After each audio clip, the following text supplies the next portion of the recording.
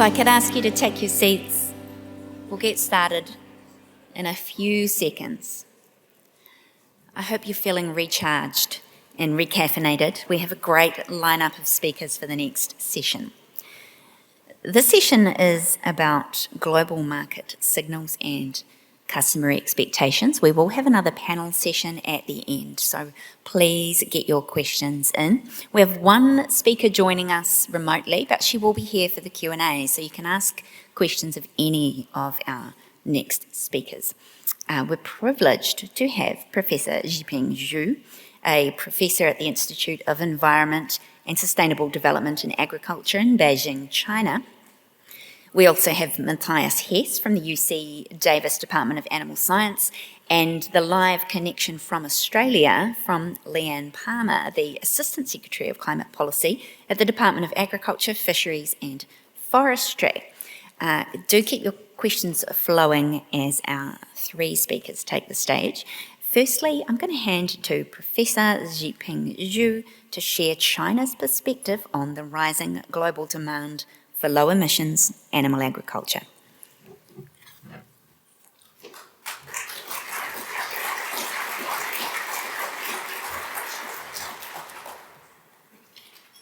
Okay, thank you everyone. This is my honor to help to give my presentation. My name is Zhiping Zhu. I come from Chinese Academy of Agriculture Science.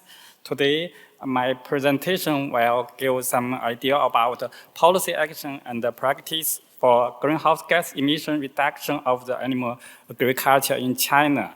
My topics may be 3 points about the recently in China about the greenhouse gas mitigations technology in recent years. So firstly, I just give the some policy and the goals of green development in China in recent years. Firstly, we overview of the current policy and the measures for green agriculture development and greenhouse gas emission mitigations.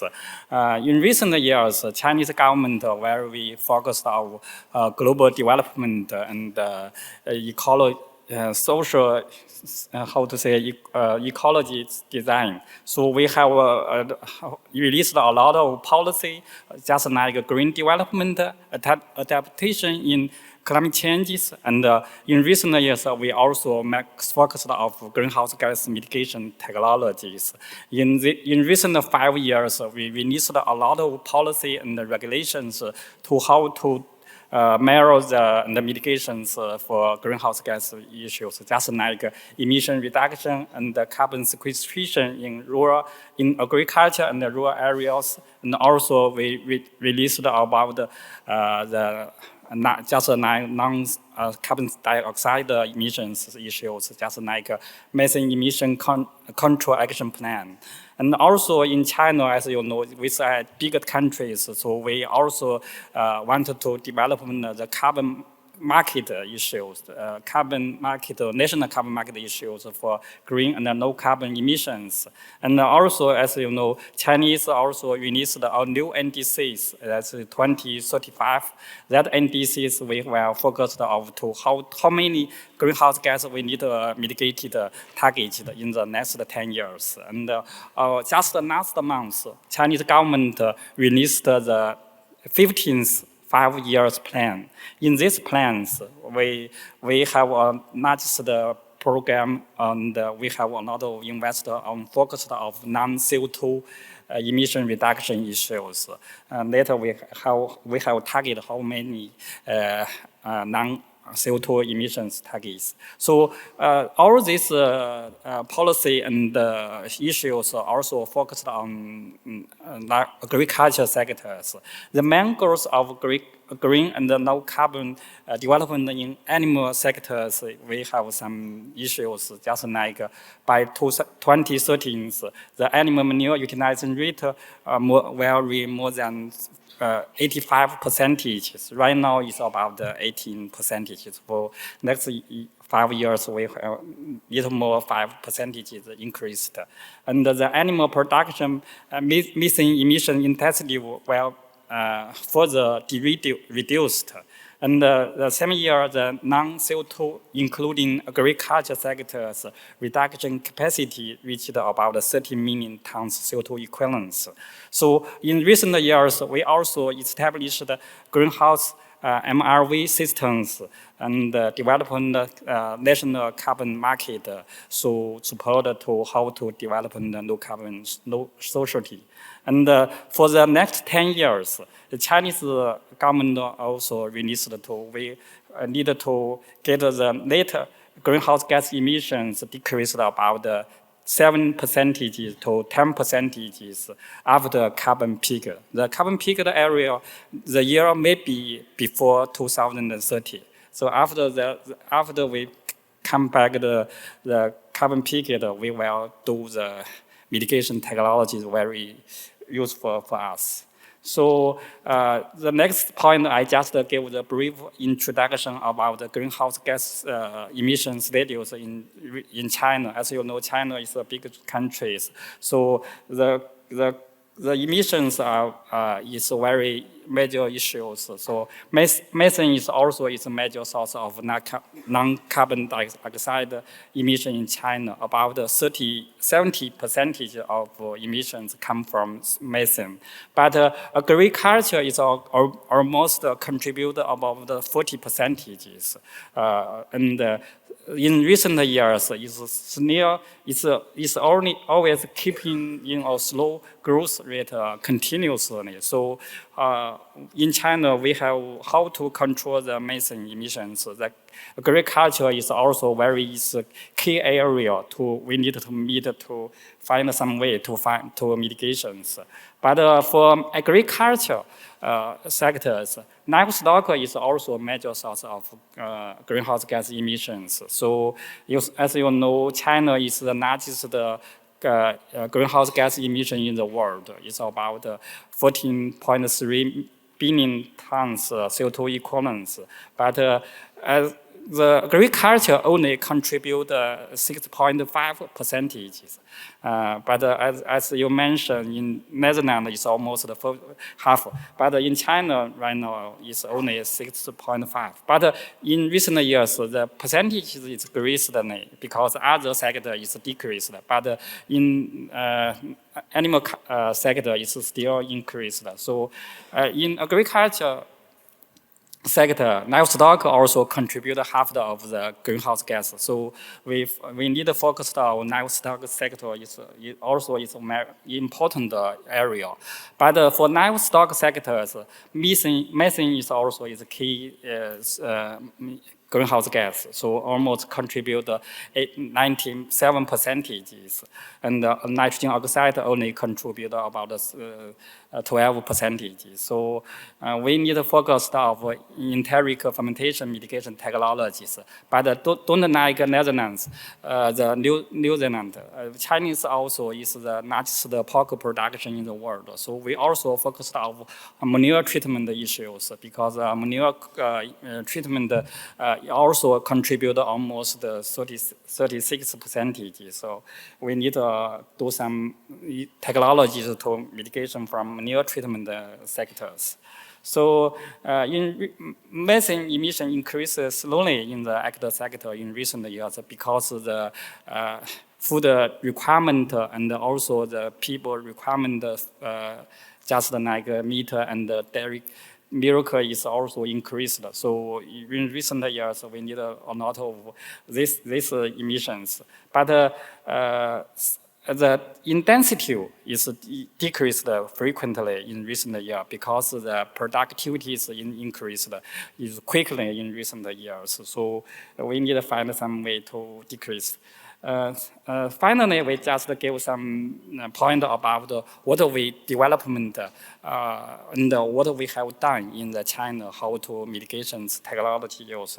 We also, because methane is important for agriculture, especially for livestock sectors. So we need to do some measurements to which kind of way we find to mitigations. So we find we can do some different ways, just like productivity improvement, and also for feed issues, and also for manure issues, and also for other food loss, food waste issues. And but the same way, when we meet the target about 30% is mitigated target in the 2030, we find neither way can meet this requirement. We need to find the combine all the way to together we can meet the salary to get the to 20 to 30% mitigations. This is our target. So in recent years, because we don't like New Zealand, most of our animal face in the homeland or home scale, and also large scale in the central farmers. We need more in the pasture area. So most of our production produced in the farmer.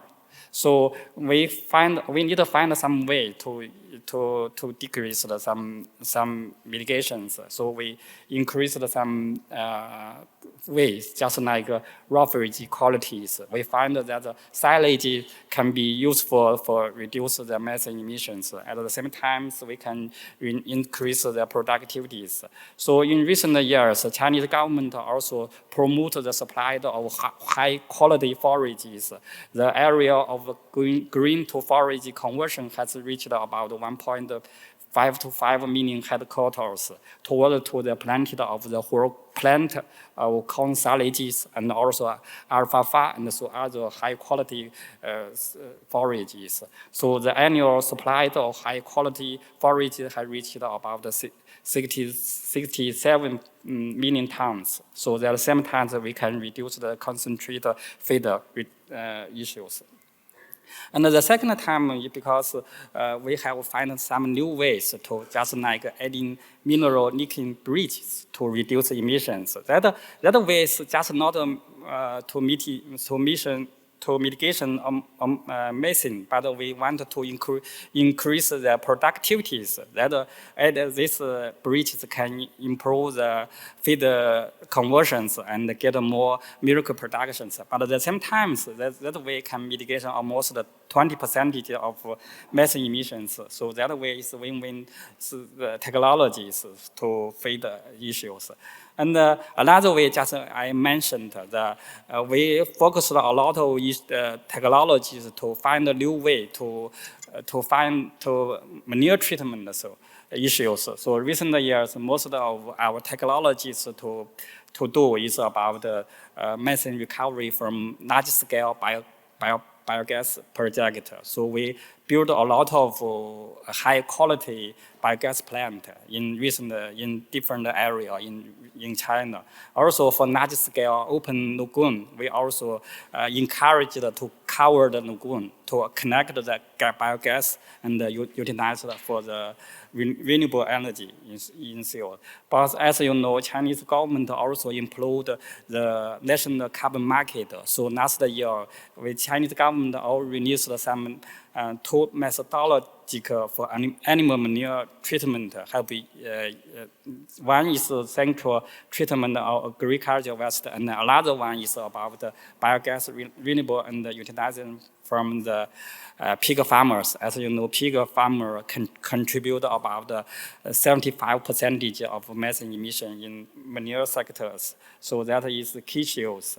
And also we find a new way, because as you know, methane emissions are always from liquid sectors. So we find a new way to mitigation when the manure storage is in the lagoon. So we also find some new technology, just like bioacidifications technologies. Right now, this technology is all the demonstration scale. So we find that these technologies can get more than 90% decrease. So almost the 37, and sometimes we can get the 60 ammonia mitigations also is a key issue. So right now is also a new way to find in the China. Finally, I just can give the conclusions. China has been continuously promoting the green and the low carbon development from livestock sectors, and the reduction of greenhouse gas from Chinese animal sectors will gradually shift from emission intensity to total emission reduction. So when we keep the food security issues, but at the same time, we also find a new way to get the total greenhouse gas reduction. So if we meet this target, it is necessary to both focus on reduce methane emissions from the enteric sectors and also for manure management sectors. And so to achieve these emission targets, innovation is needed to apply just like some new technologies from different ways. So China's direction will increase the shape impact for trade partners, just like Netherlands. I just said that before, almost 30% food transport to China. So I think that is also good opportunities and issues for our countries together, to cooperation together for the future low carbon and development issues. That's my presentation. Thank you.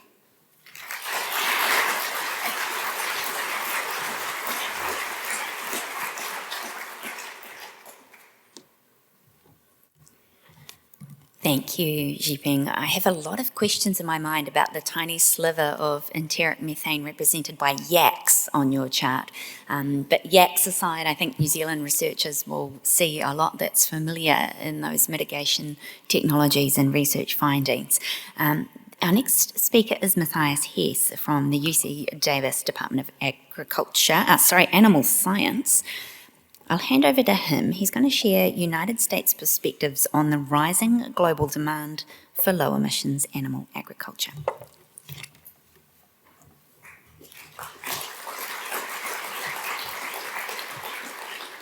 So thank you, first of all, to the organizers for giving me the opportunity to present here. I'm really excited. I also want to say, I think we started out with a lot of rather negative messages, hearing about the future. I really would like to take this to the next level and really talk about opportunities. So I'm really excited to be here to share this with you. And I think, yes, we face, uncertain times, but I think we have great opportunities ahead of us. And so I would like to share with you some of the aspects that we in my lab specifically are pursuing.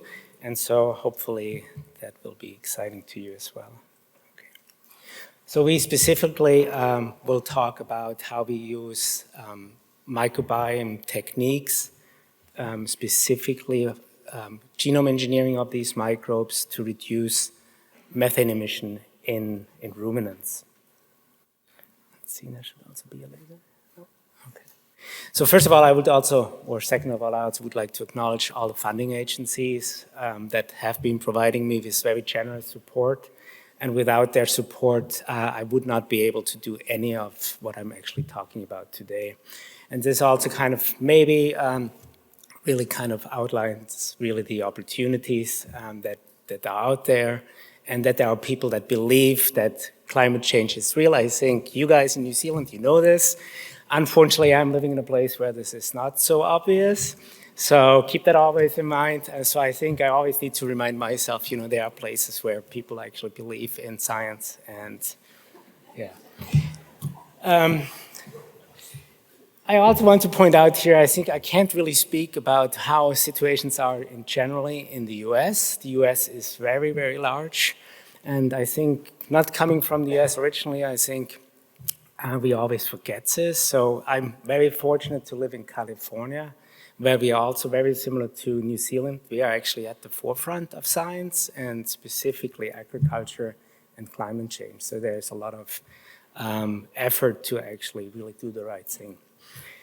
What you also see here on that slide, I mean, this is California specifically, and you see most of the methane emissions or greenhouse gas emissions are coming from agriculture. A lot of that comes from livestock. And if you look at the upper right, or the lower right, the lower left panel, you actually see in red is where we have a lot of methane emission, and this correlates exactly with where we have a lot of livestock. So that's Texas. We have some states in the Midwest, and then we obviously have California. And California is also then kind of zoomed in on the upper right panel, and you see in dark red, this is the Central Valley, and Sacramento and Davis, this is where I live, is pretty much at the very northern tip.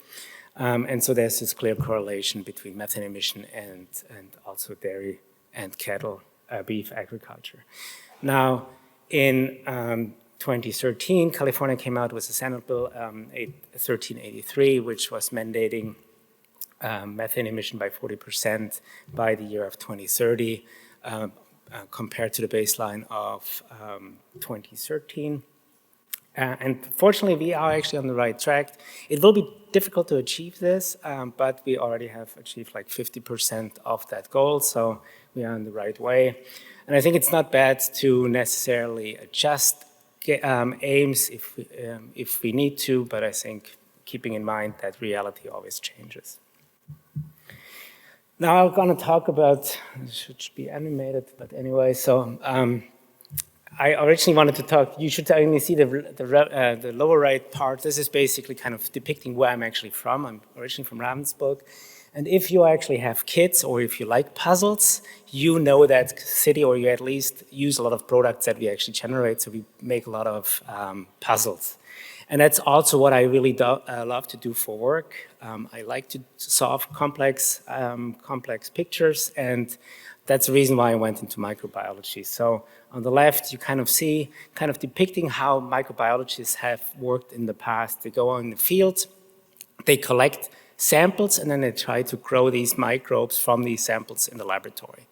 This is really important because you can only study, or in the past, you could only study what you were able to grow in the laboratory. Now, over the last 20 years, we actually developed, not we, but there came new technologies online that allowed us to extract DNA initially from individual cells or individual organisms, extract DNA from these organisms. Now we can actually do this from single cells, and we can then sequence these genomes, the DNA. So it's like reading a book. Now, we cannot only these days read a book, we also can start writing these books. So we can start writing genomes and making microbes that are actually doing what we want them to do. So that's at least a theory. Now we are taking this a step further. We try to do this not on single organisms, but we try to do this in entire communities of microbes. And that's really important if you keep in mind that we only can grow about 5 to 10% of these microbes that you find in a community in the laboratory. That means like the rest, 90% of all these microbes, you don't understand what they are actually doing. And that is really important because all these microbes, all these microbial communities, they then determine what this ecosystem, their habitat, is actually doing functionally. So if you think about the cow, you need all these rumen microbes present, and you need to understand how they act with each other to actually understand how they produce the methane. Now, why is this really important? If you think of these populations as a community, it's very similar like to us, for example. For those of you who are here in person, you are here because you understand the importance of communication. So you have a group of people talking to each other, and that makes the entire community tick and really move forward, right? And this is nothing else. This is exactly the same way how these microbes work. They talk to each other, mostly in a good way, sometimes in a bad way, but all these interactions are really important to then understand what the overall function of that ecosystem is. And that's what we are trying to do by deciphering each of these interactions and trying to then manipulate that. Now, I think all of you know about this, but we have the rumen, we have the microbes in there, and then 95% go out on the front end as methane, and this is basically what we would like to change. Now, important is, some of you might not really know this, but just bear with me for a second. But in general, you have your feed that gets broken down. We then generate, or the microbes, this is really important, it's done by the microbes, not by the animal. They generate either CO2 or hydrogen, and that can then go either into volatile fatty acids, which consequently the animal can use to produce meat or milk. Now, unfortunately, there's a group of microbes, methanogens, those are similar to bacteria. They can actually use hydrogen and CO2 and they convert it into methane. And now the idea is what we want to do is we want to take this opportunity and take the hydrogen and the CO2, and instead of giving it to the archaea, these methanogens, we want to reroute it into volatile fatty acids. It's not quite as simple as it sounds, but we put together a large team of about 40 PIs from UC Berkeley, UC Davis, and UC stands for University of California, UC Davis, UC Berkeley, and UC San Francisco. And we built a team around, led by Jennifer Doudna. You might be familiar with her, who got the Nobel Prize in 2020 for even the CRISPR technology, and we're pursuing this. So our idea here is that we are actually utilizing the rumen microbiome. We have rumen fermenters in my lab, and we actually we collect the samples from the rumen, we bring them in my lab, and then we expose them to different changes. So we might inhibit methanogenesis, or we even try to increase it, and then we try to understand what are the molecular mechanisms behind that. So really understand the mechanistics behind what actually is generating methane and how we can change this. We then give that to the team in Berkeley, and Berkeley will then develop tools for this CRISPR-Cas9 editing, genome editing system. So the idea is here that we actually will change the the genomic capability of individual microbes that are living in that community. We then take it back to my lab, we test it in some bioreactors, and then we give it again back to Berkeley, where they will look at delivering strategies to the animal. And then last but not least, we'll actually do this in field trials, and we actually, a really important part is that we also talk to the public and try to make them understand what we are actually doing. And I think this is one of the most important aspects here. It doesn't matter if I, in my lab, do my thing as a scientist. If the public doesn't really understand what we are doing or trying to achieve, it doesn't get implemented, and I think it will be a lost cause. Now, in my lab specifically, we cover many of the different levels of that research. We have some computational specialists who can read these DNA sequences. We also have bioreactors that actually simulate the rumen, but we are fortunate enough to also have a vet school that allows us to have fistulated animals where we can actually go and collect samples directly from the animal and take it back into the laboratory to then utilize the rumen content in our bioreactors. Now, this is an example of some of the funded projects that was given to us or awarded to us generously by the California Department of Food and Agriculture. And as you most likely know, California is an enormously important agricultural state. So we have many different byproducts that actually we get from agriculture, which we then very often carry to a landfill where they will generate CO2 and methane. But what we are trying to do is to figure out, can we actually utilize some of these byproducts as feed additives, not only to deliver fiber or protein, but also see if we can actually reduce methane. So this is something that has been done over the last decade, so this is not really something new. The challenge in the past has been that there's no chemical data associated with any of these byproducts. So if you have a vineyard, you might generate grape pomace, you add it to your feed, and in some cases you might see actually a reduction in methane. In other cases you don't see that, and we don't really know what's behind this because there's no chemical data that allows us to really decipher Is there a chemical tannin or phenolic, for example, that is part of these grape pomaces that might trigger the inhibition of methane? So we're trying to build a foundational chemical database here that people can access and then utilize and hopefully identify particular chemical drivers in these byproducts that might trigger inhibition of methanogenesis. Another example which actually resulted in really very promising data is an experiment we conducted with a collaborator of mine from the Department of Biochemical Engineering, is actually where we added almond hulls, and we saw a reduction of methane by 60%. Now we're running out of time, but one of the other examples here is we tested in our bioreactors the addition of seaweed, and you could see that seaweed actually was reducing methane by 90%. And this is something that has been now in an animal trial for several times, or several variations. So I need to speed up a little bit, but these are results that we generated from an animal trial where we added seaweed, and what we actually saw, full inhibition of methanogenesis on the gene expression level, and we can dive into the data and we can identify organisms, genomes of these organisms that we cannot grow in the laboratory, but we can predict what these microbes actually might do and what might be needed to outcompete methanogens. And the idea here is that potentially we might be able to use this duodenobacillus, it's an uncultured microbe, to really understand and redirect methanogenesis away, or hydrogen away from methanogenesis towards the production of volatile fatty acids.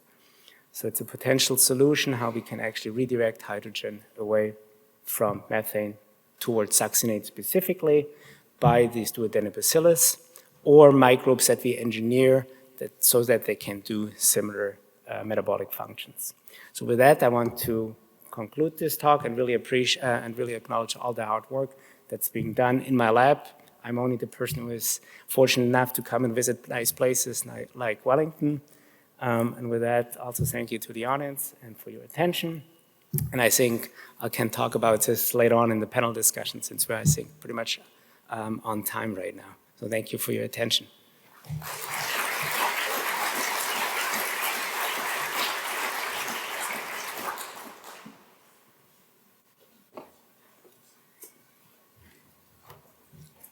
Thank you. The exploration of red seaweed will be ringing some bells for a lot of people in New Zealand. But for me, it's the most fascinating area of work that Matthias talked about is the complicated process of taking CRISPR, like a very precise editing of the genome of a particular microbe, and then introducing that to the chaos, if I can use that word, of the rumen and complexity, and just seeing what happens there, and the difficulty of, knowing for sure what's going to happen in between those two processes. If that was simpler, I think we would have solutions to enteric fermentation already by now. Now, our next speaker, Leann Palmer, is on standby by video link, I hope. She's going to talk about Australia's journey to low emissions agriculture and the impact of climate change on agriculture in Australia. Please do keep your questions flowing for the Q&A afterwards. There's plenty coming in, but this is an opportunity to hear at one time from China, Australia and the United States. They were the top three in our destinations of primary exports, and so this is a really rich opportunity if you've got burning questions for those people. Introducing Leann. So Leann Palmer, I'm actually director in the Department of Agriculture based in Canberra, and my team looks after emissions research and innovation policy on behalf of Australian government in the agricultural sector. I'll flick over now to the outline, so just go to the next slide, please. So in the time that I have today, I'll just be covering three main areas where, for Australia, we're looking at what it looks like just for growing agriculture in a low carbon future. And then also the climate risk. We heard a bit about that this morning. There probably won't be too many surprises in some of the things I'll touch on there. Risk and engaging with risk obviously is critical as a part of that growth story. And then I'll move into the Australian government's climate agenda, and that comprises largely two main parts that I'll speak about, Australia's net zero plan and also the plan under that for the ag and land sector. Okay, so flicking over into the next slide, please. So again, starting with some context to the operating environment for Australia's agricultural sector. And I should note this information that you'll hear from me today is drawing heavily on content from my ABARES colleagues. So anyone who participated in the ABARES conference earlier, this might look familiar. For Australia, like New Zealand, we rely heavily on access to overseas markets. And in recent experience, including COVID and obviously the disruptions from the Middle East, these have shown the vulnerability of our overseas supply chains, and particularly where Australia relies on global traded inputs such as fuel, fertiliser, feed, chemicals. Disruptions in logistics, shipping and upstream production can be transmitted really quickly through the system. And in doing that, affecting production, affecting prices, processing and distribution. These situations, we're seeing the importance of preparedness and working across supply chains is really important for us here in Australia. Similarly, rare but high impact events are also part of the risk landscape. These events can be much broader in impact, but their effects on agriculture, the agriculture sector, might be most strongly felt in the supply chain. At the same time, we have long-term pressures such as climate change and competing land uses, which are shaping agricultural production and trade in a way that really is still unfolding. On to the next slide, please. So in Australia, a bit more context, over 55% of our land area is used for agriculture, and the sector is responsible for a bit over 18% of all our greenhouse gas emissions in Australia. So why this isn't as high as New Zealand, obviously this contribution isn't insignificant. So the question is, how do we grow the sector in a low carbon future with this in mind? At the Outlook conference that I just touched on, ABARES outlined a range of factors, and these are some of the ones on the screen here. These are the factors that they outlined as helping Australia's agriculture sector respond to demands to reducing emissions and contributing to our net zero transition, obviously allowing growth in a low carbon future. So 3 things on the slide here. Reigniting productivity growth is key. I'll touch on all these in a sec. Growing while managing the spatial squeeze and also managing pressures from increasingly variable climate. We probably haven't seen quite as much variability as New Zealand has since January, that we heard every 8 days, but certainly definitely impacting Australia. On to the next slide, please. So, productivity growth. For the work that ABARES has done, they've found that there has been a slowing of productivity growth in our agricultural sector, but also a widening gap between what is the industry average and the best performance in Australian broadacre agriculture.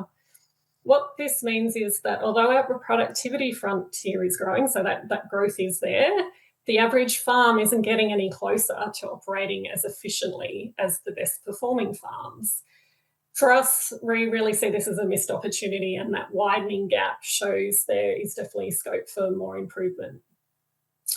And for this productivity gap, we're seeing it being driven by different forces, and in different industries, those forces will be different. But there are a few common elements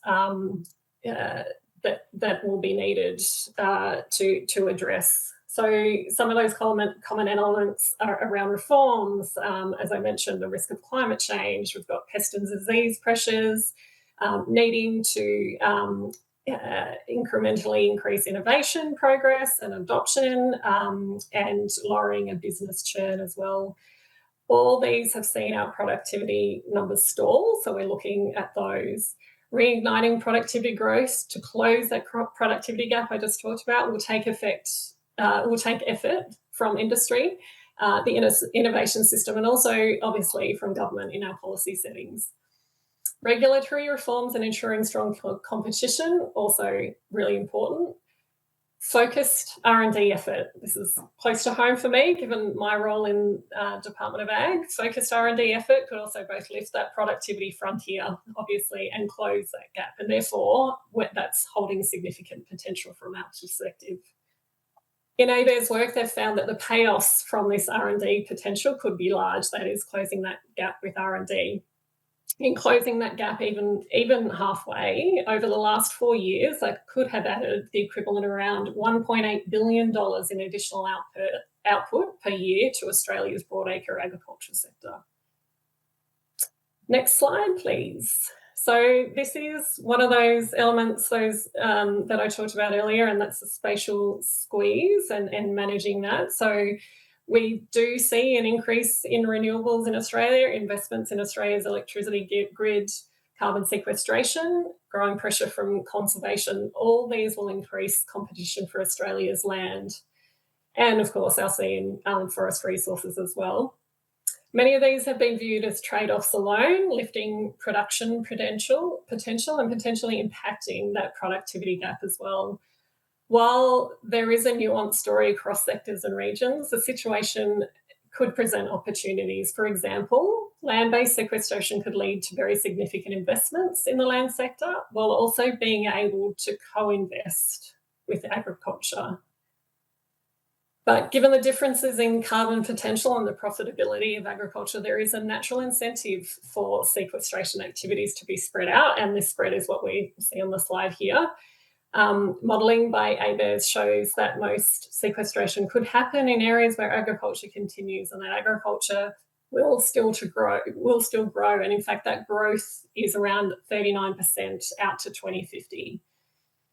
Where carbon sequestration happens instead of agriculture, sequestration markets would generate, this is the ABARES work, generate net returns of around $9 billion to landholders. This is much larger than the foregone agricultural production, which is valued at $2.8 billion. So when ABARES looked at the returns where agriculture does continue in this environment, that land could generate $7.6 billion of carbon returns by 2050, while only seeing a reduction in agriculture of $1.1 billion. This is a big return. This is a big return for farmers and represents a real opportunity. Given the locations and this additional income stream has the potential to create desertification options for agriculture where currently there hasn't been many. But the way the transition takes place will matter, and there will be adjustments in areas as production mix shifts from traditional agriculture towards carbon. So it is not going to be necessarily straightforward, and it is nuanced. Over to the next slide, please. So this is continuing on the theme of the squeeze. So for land-based sequestration, having options in our carbon market, the ACCU scheme, will be critically important in defining the impact on agriculture and regional communities. For other sectors, such as forestry, changes in access to the resource base can have a greater impact. That said, we also know that native harvesting and plantations can enhance carbon sequestration, and that suggests that if we can get the settings right, including social licence, which is another one of those issues, there could be opportunities here as well. So sorry, I have skipped forward a slide. So this is the climate pressures increasing. So obviously, this is not an uncommon theme. We've heard this morning. It won't be a surprise that managing increased climate variability and adaptation pressure is really important. We have temperatures that are expected to increase across the Australian landscape, but for rainfall, there is definitely more uncertainty, and the adoption pressure on Australian farmers is only going to grow.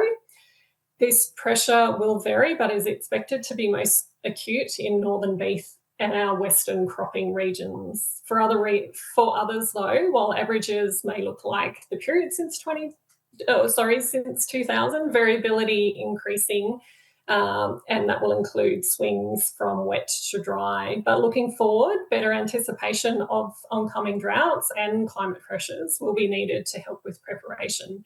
but importantly to manage and deal with the pathways out of drought. So over to the next slide. Should be climate risks to agriculture. Yes. So this is the other element I want to touch on today as part of those 3 areas of the time I have. So and I heard New Zealand talk about handing over a risk assessment to their minister, I think it was tomorrow.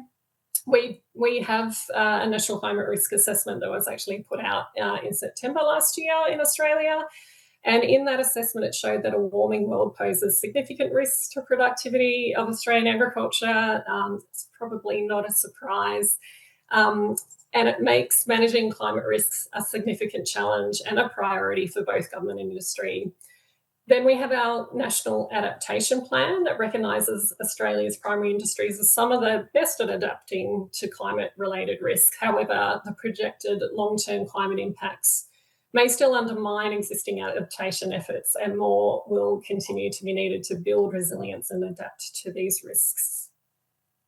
Okay, next slide, please. So this is the last element in the next couple of slides that I'll cover in the time I have today, and that's how we're setting the agenda here in Australia and what the Australian government is doing. So I just talked about risks. In response to these risks, we are using that National Climate Risk Assessment and Adaptation Plan to better understand future climate impacts and how to respond to those effectively. The Australian government is also taking action to reduce Australia's emissions through our net zero package, which was released last year. We've set a national target range for 2030 for the national economy, and this target covers emissions from all sectors and all gases. It's not a target for individual sectors, and it's not a target for individual businesses. And under the net zero package, we also in Australia haven't set a target for agriculture. The net zero plan, it was released last year. It's supported by 6 sectoral plans, and one of those is a plan for agriculture and land, and I'll touch on that again in a minute. I think that's all I wanted to talk to in that slide, just keeping an eye on the time. So flick over to the next one, please. Great. So Australian government's 2035 target, that range that we have set, and the pathway to net zero by 2050, it does draw on a whole lot of modelling, analysis and independent advice, not surprisingly. The government's view on this range that has been set for 2035 is it's a target that's ambitious, but it's achievable and it's in our national interests.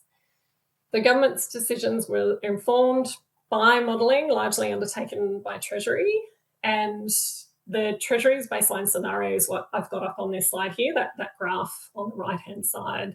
It's illustrating the potential pathways for different sectors in the economy. So the agriculture sector, which includes, I think, energy and fuel for that sector, is the green, steady green line, second from the bottom, with sequestration as the yellow part at the very bottom of that graph. So in this particular graph of the baseline scenario that Treasury has produced for the net zero plan, emissions from agriculture, including, as I said, energy and fuel use, they are expected to reduce by about 28% out to 2050. Over the same time, they have found, though, in this modelling, agricultural production will continue to increase, and it will increase by around 32% out to 2050. The reduction in agricultural emissions in Treasury's scenario is driven by improvements in emissions intensity, and that's on the basis of available technologies coming forward and changes in practices and those technologies being adopted. So there are some assumptions, obviously, underpinning that modelling. So while technologies will advance and implementation costs as a result, we're expecting that to fall. Barriers to larger reductions for the agriculture sector, that is, larger reductions are projected to remain. So we still have work to do. In the scenario, the carbon sink in the land is expected to increase to balance the residual emissions from all sectors out to 2050. And there's also significant emissions reductions that we'll see through this baseline modelling across other sectors, and that includes the energy, resource, transport and industry sectors. And as one of our presenters talked this morning, as the percentage of those other industries decrease their emissions as the percentage of the economy-wide emissions, agriculture's relative contribution to our overall emissions will in fact grow. So this will be a challenge for the sector. Okay, over to the next slide, please. So this is our framework that we have in our agricultural land sector plan, and it's a framework that we've set out to try and set the pathway for producers and other land managers to be contributing towards Australia's net zero goal. As I said, we don't have a target for the agriculture sector, we do for the economy as a whole.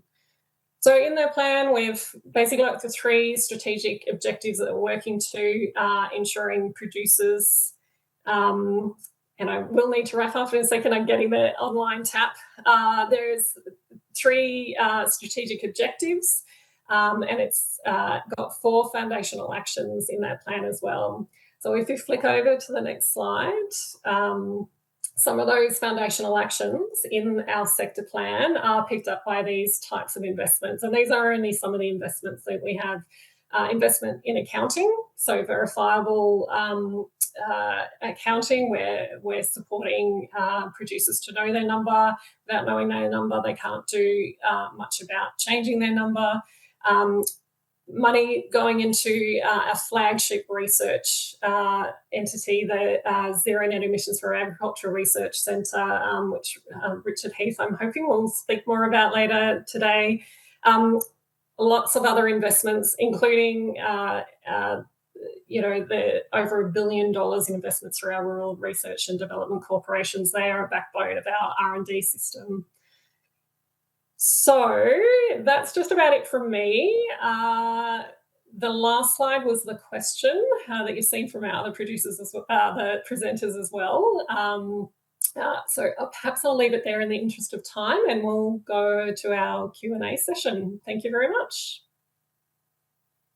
Thank you, Leann. That was fascinating. And I'm sorry we didn't have more time, but we can hopefully get to some of what you're going to say during our Q&A session.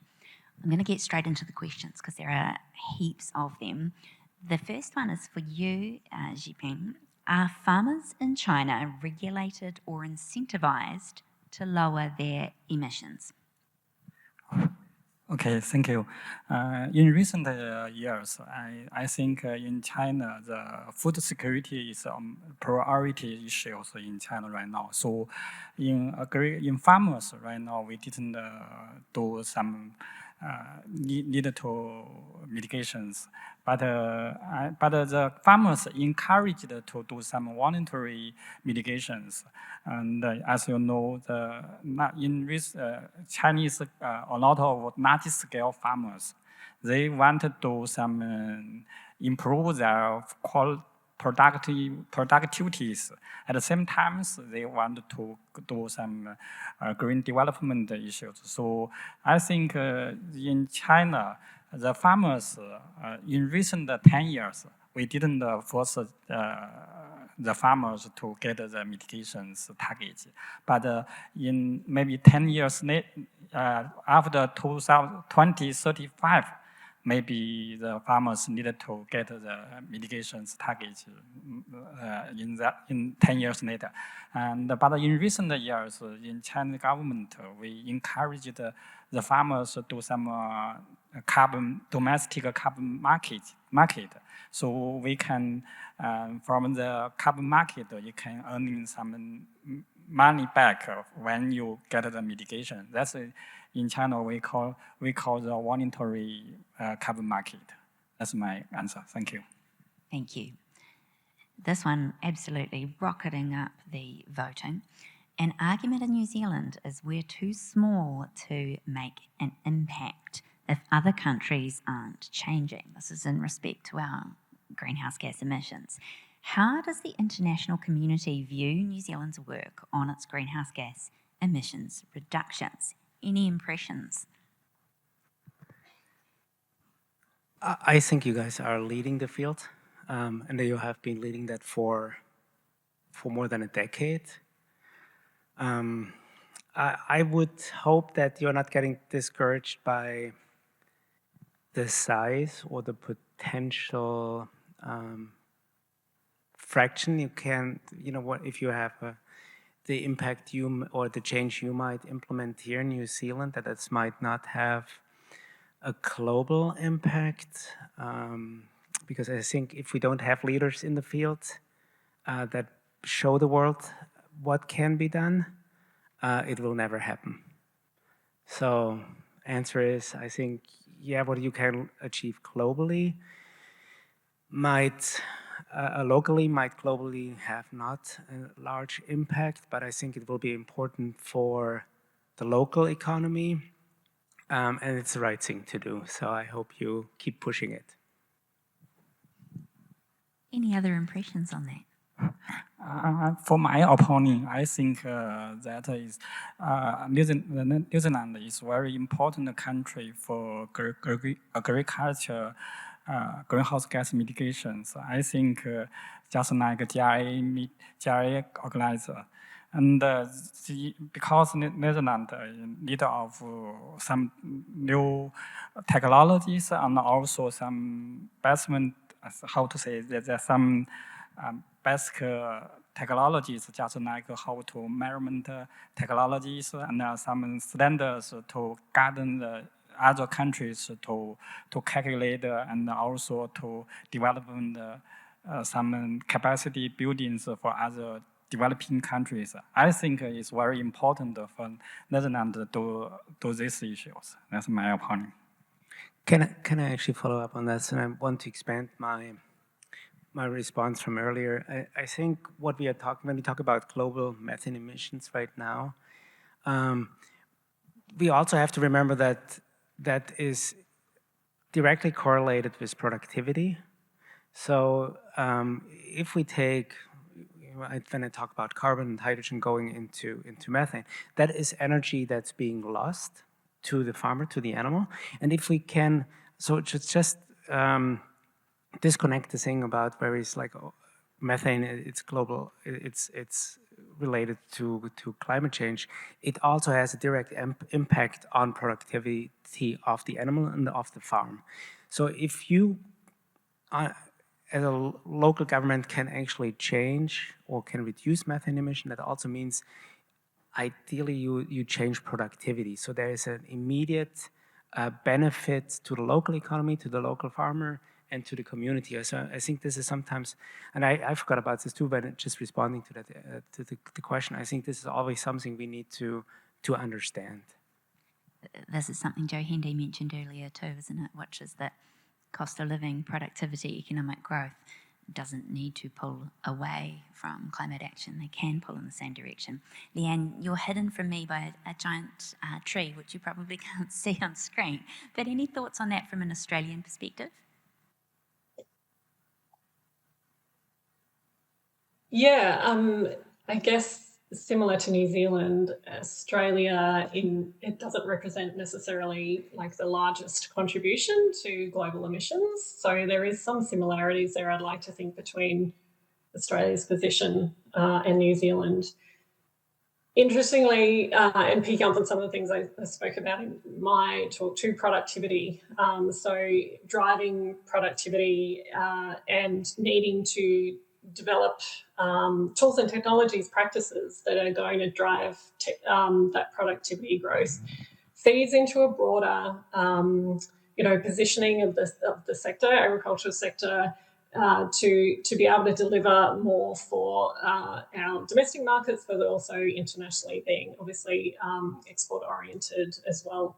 So wrapping all those things up and putting forward a combined position for Australia as being the clean, green, sustainable, producing a country just like New Zealand is going to put us in a really good position, continue to put us in a good position, I should say, going forward in accessing those markets. So the co-benefit angle as a part of that, both in our production, in driving productivity and what that means for our bottom line and the longevity and profitability of the farming sector.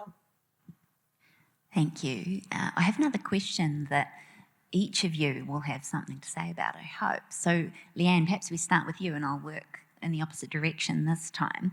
For each of your countries, do you see particular areas where research collaboration with New Zealand would be mutually beneficial? Anything you could name check there, Leann? Yeah, I love this question. We have already got some really great relationships with New Zealand between our research cohort. And as like-minded countries, that's exactly what we should be doing. And tackling this emissions challenge isn't something anyone is able to do on their own. I think someone spoke about this morning, that it is something we all need to contribute to. So we have lots of touch points, even through the CRC, our zero net emissions CRC, and specific collaborations, both, I should say, too, on a research front, but also a policy front. It wasn't long ago that we're on a call to Naomi and her crew, as well as researchers from across New Zealand and Australian landscape, touching base on the research and the direction that it's going forward. So, and that's just one example. And then we reach out further together around things like the Global Research Alliance and collaborating on that as well. So, yeah, definitely lots already happening there because we both recognise the importance of those collaborations. Matthias, US-New Zealand collaboration, any areas of research that you think stand out? Yeah, so I think I can speak to the personal collaborations I have with a lot of researchers in New Zealand, and specifically at Palmerston North, what, I don't know what the current name is, I always forget this, but what was previously known as Ag Research. And so this is something that I'm fortunate enough that the microbiology group there is phenomenal, and it's also like collaboration that have been evolved over the last 2 decades, pretty much. So that stands out. I also talked to folks at MPI yesterday, and I think there are collaborations or discussions for collaborations going on the higher level, at the state level. So where MPI is talking with CDFA, California Department of Food and Agriculture. So I think that are all collaborations at the different levels that are already existing or in planning, and I think this is something that should be pushed forward. And expanding on that, going back to the last slide where we were asked what would be, where are we seeing the next 5 years should go, and I think what I think would be fantastic if there would be a program between not only New Zealand and the US or California, but I think with the scientific community or government institutions that would facilitate exchange of knowledge and also of personnel and staff, so that, for example, students or postdocs, so people who just finished their PhD degree, could come to New Zealand, for example, or then go back to, I speak, Europe or the US. So I think this not as a collaboration or potential between New Zealand and California, but also really between Europe, for example. So I think having a bigger umbrella program set up from the government that will facilitate that exchange, so like similar to the Marie Curie program they have in Europe. So that would be, I think, fantastic. Perhaps if we're going to make that work, we'll need to delete my comments about the Palmerston North climate from the record. Please expunge those. They never happened. Zhiping, China-New Zealand collaboration, what areas do you see as promising?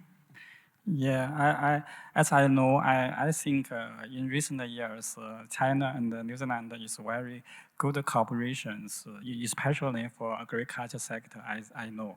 So, as you know, because China is the largest market in the world, so if New Zealand want more food export to China, I think in recent years, we need to do some collaborations, just like we can develop some standards, international standards, or some standards can calculate the footprint, carbon footprint issues, and then you can get the no carbon print food. That may be easy to export to China. I think this is one key issues. And another key issues, I think, both in Netherlands and China, we need to find new technologies to mitigations. So maybe we can collaborations in the academic level, also from the farm company level, find new technologies just like feed additives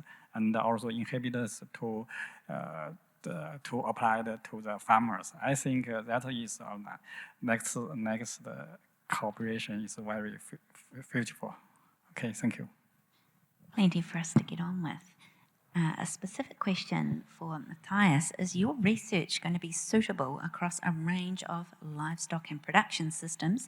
Specifically, New Zealand has pasture-based agriculture, which is a bit of a challenge for some methane technologies.